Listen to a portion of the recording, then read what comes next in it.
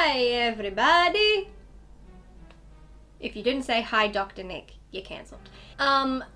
Little backstory on today's review.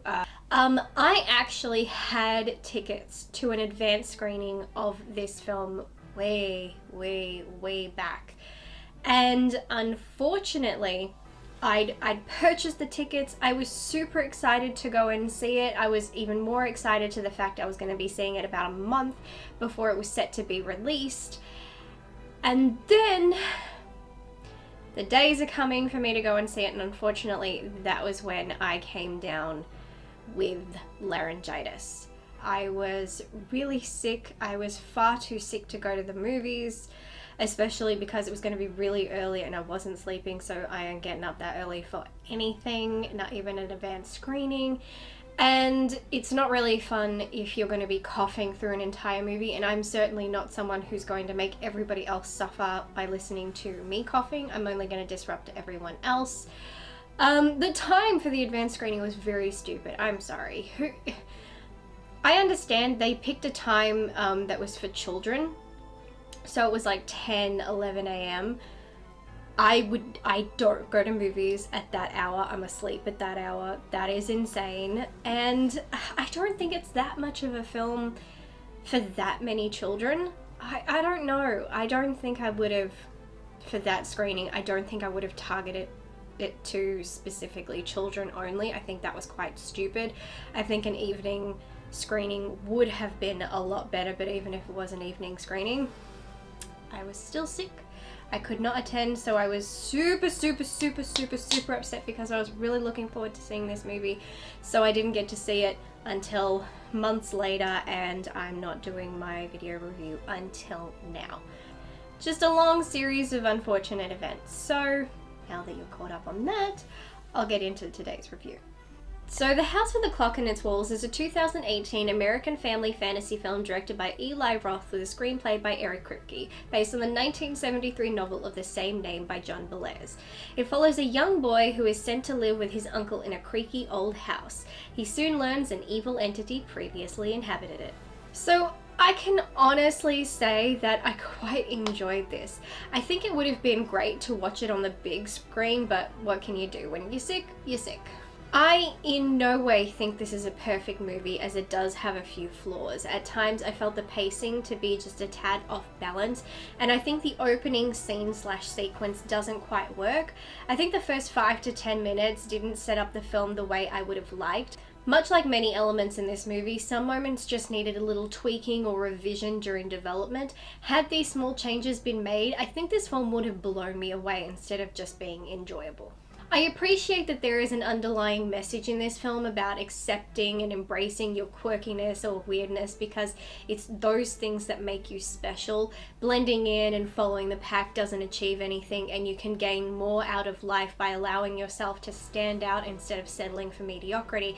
I love that aspect of the story, and I could personally relate to it. I've never fit in, and I've never wanted to be like other people, but I do understand wanting to be accepted, and I feel the character of Lewis, played by Owen Vaccaro, is very much that person.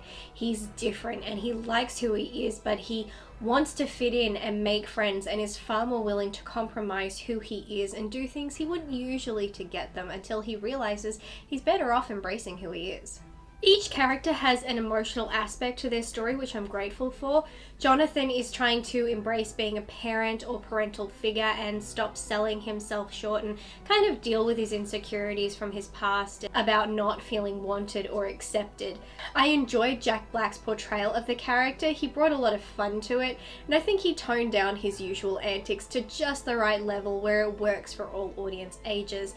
While they at least touch on his emotional storyline and we do see character growth/development, I don't feel there was enough with him or any of the other characters, to be honest. Everything concerning emotion was only skimming the surface, and it didn't go deep enough. It felt as though it was hesitant to do so. Perhaps they were worried it would be too much for children to take, but I think that's underestimating children. They're far more intelligent and more resilient than studios give them credit for, and I think if this film pushed the emotions further, it would have been well received. After all, I was a child who grew up on classic Disney, and they didn't sugarcoat shit. I loved Cate Blanchett as Florence. She was great, a very eccentric and fascinating character, and I think Blanchett nails the performance, but again, we only skim the surface with her. I think what little we are told about her is fascinating, and when she tells her story, she has some deep and profound moments. I especially love her explaining that long ago she was hurt, and that while she healed on the outside, she never healed on the inside, and so now when she does magic, which comes from a place up inside you, it comes out broken. Beautiful and sad, but it resonated with me so much, and I'm sure could with anyone. I think her growth was probably the second most obvious, with Lewis's being the first, but I think I loved hers the most. There was something poetic about her story and her not so much getting over her pain, but embracing it and using it to make her stronger. Lewis certainly had the most growth, going from shy and insecure to bold and confident and fully embracing his weirdness. I must admit, even I felt proud during his spell with the 8-ball, and Florence watches and states, "Wow, is he weird?" And Jonathan replies with this proud expression, "Isn't he?" I adored that moment because they were so happy and it made me happy. I think the character whose emotional motivations were the least existent were Isaac Izard, played by Kyle MacLachlan, and his wife Selena, played by Renee Elise Goldsberry. Selena had no growth, no motive, and no emotional plots to make her motivations understood or relatable to the audience whatsoever, which was very disappointing. As far as villains go, she was incredibly lackluster. Isaac had some good moments. They touched on the idea that he was able to be manipulated because of the trauma he had gone through from what he experienced during the war, but once again they didn't push that far enough, and ultimately it leads to the ending being incredibly anticlimactic. Honestly, they talked up this doomsday clock and it destroying the world, all for it to come down to sticking something in a cog to destroy it. I mean, for something that was talked up as so powerful, I would have expected it to be a lot harder to destroy. This was very disappointing, and it didn't appear that dangerous. The way it's described sounds dangerous and ominous, but seeing it in action was more comical than doomsday-like. Also, I found the title misleading. I mean, when you think about it, the clock wasn't in the walls at all. It was a giant ass clock under the boiler that's not in the wall, so I felt a tad cheated. In the beginning, I couldn't understand why they set the film in the 50s. I didn't see the point, but as the film goes on, I see the characters' backstories having direct ties to the war. It then made sense. But I wish the relevance of the period was made known sooner. I wish there were a stronger 50s style to the film, because there were many moments that felt like I was watching a movie set in 2018, and so I wish they had pushed the 50s style just a touch more. But that's splitting hairs, really, because overall I honestly loved the aesthetic. It was very pleasing to the eye, and I especially love the house. I love that it is more than a set. It is truly an integral and active character within the film, and we're always made aware of that, which is fantastic. I think the set work was terrific. I would have loved to live in that house, and I think the CGI work matched everything really well. It made the film feel like a magical, mildly dark fantasy film, and I enjoyed that a great deal. There were subtle moments here and there placed to tell us more about the characters without the dialogue having to do it, such as Florence subtly showing her arm to the camera so that we could see she had a tattoo that tells us she was in the concentration camps, and that is likely where she lost her family. Though I did ask myself, how does a powerful witch end up in such a place? But I decided not to dwell on that too much. Instead, choosing to understand that it logically explains why she feels so broken, to be so powerful and skilled, and yet she couldn't protect or save her family. That one camera moment said a great deal, and I love that. This film has a few movie tropes, and while we could have lived without them, I do appreciate that they were changed just a bit. For example, we have the trope of a character being explicitly told not to do one thing and they go and do it anyway, and that's how shit hits the fan. In this case, the character was more than happy to stick to this rule. He likes rules. He was manipulated by outside factors and was desperate to make a friend, and so we ended in a mess. So it's mostly a classic trope, but it at least deviates from it slightly, so it's freshened up just a bit. I enjoyed the one-liner banter between Florence and Jonathan. I think at times the lines didn't land and they came off a tad forced, but most of the time I really enjoyed them, and it showed the characters had a fun relationship that at its core is built on mutual respect. Despite the film's minor flaws, I did overall really enjoy this film. and if they ever decide to do a sequel, I would happily watch it.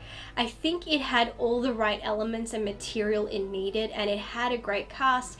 It was just execution that seems to be its downfall, but that is something that can easily be rectified should they ever consider a sequel. So ultimately, I did enjoy this movie, and I would definitely watch it again. So, yeah.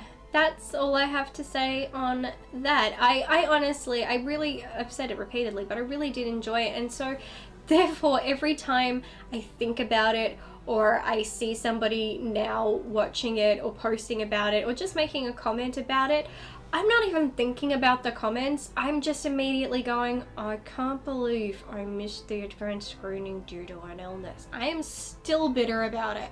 That was a really shitty month. Nobody likes getting sick, but when you have plans and you've already spent money on movie tickets, you can't get refunds. So, God, this is like when I missed the Meghan Trainor concert because my brother ditched and I didn't want to go alone. What a waste of money that was. Anyway, I'm gonna stop. I'm gonna stop. It's okay. I'm gonna stop. So please, as usual, if you have seen this movie then or haven't seen this movie, doesn't really matter, just share your thoughts down in the comment section below. I would love to hear from you guys. If you don't know by now, I love an open dialogue. It can be so much fun. But some of y'all just want to keep your opinions to yourself or just make your own videos, which is fine. I'm all for that. So you do you, boo.